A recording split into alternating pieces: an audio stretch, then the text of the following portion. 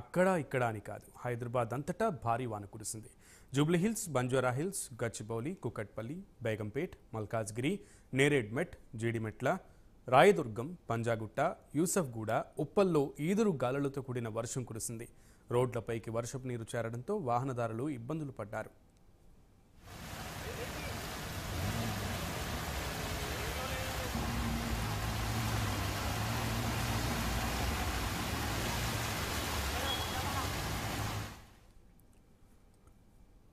పలు ప్రాంతాల్లో రోడ్లపై వరద నీరు నిలవడంతో అనేక చోట్ల ట్రాఫిక్ జామ్ అయింది. దీంతో వాహనదారులు తీవ్ర ఇబ్బందులు పడ్డారు.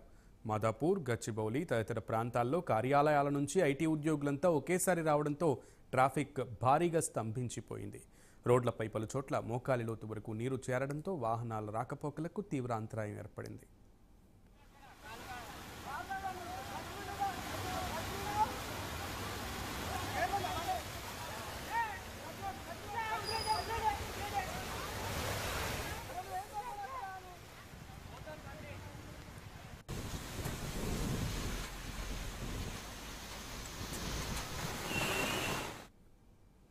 సైబర్ టవర్స్ వద్ద వరద నీరు చేరడంతో ప్రయాణికులు ఇబ్బందులు పడ్డారు. మాదాపూర్ నుంచి కేపీహెచ్పీ వైపు వెళ్లే మార్గంలో ట్రాఫిక్ స్తంభించింది.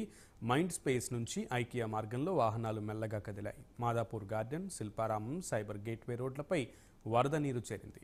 హైటెక్ సిటీ మార్గంలో ట్రాఫిక్ జామ్ కావడంతో ఉద్యోగులు తీవ్ర ఇబ్బందులు పడ్డారు.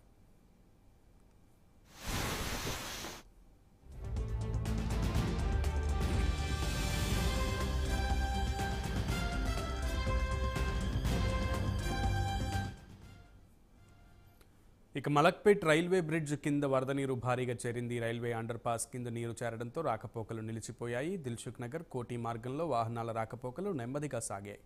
మలక్పేట్ రైల్వే బ్రిడ్జ్కి ఇరువైపులా భారీగా వాహనాలు నిలిచిపోయాయి. కోటి, చాదర్ఘట్, మలక్పేట్ ప్రాంతాల్లో భారీగా ట్రాఫిక్ జామ్ అయింది.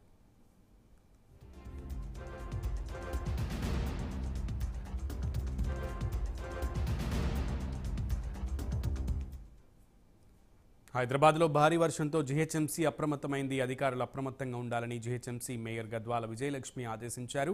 రోడ్లపై నిలిచిన నీటిని జీహెచ్ఎంసీ, డీఆర్ఎఫ్ సిబ్బంది తొలగిస్తున్నారు. బంజారాహిల్స్ డివిజన్ ఉదయనగర్ కాలనీలో నాలా స్లాబ్ కూడా కొట్టుకుపోయింది. ఆ ప్రాంతాన్ని మేయర్ పరిశీలించారు. ప్రత్యామ్నాయ ఏర్పాట్లు చేయాలని అధికారులను ఆదేశించారు.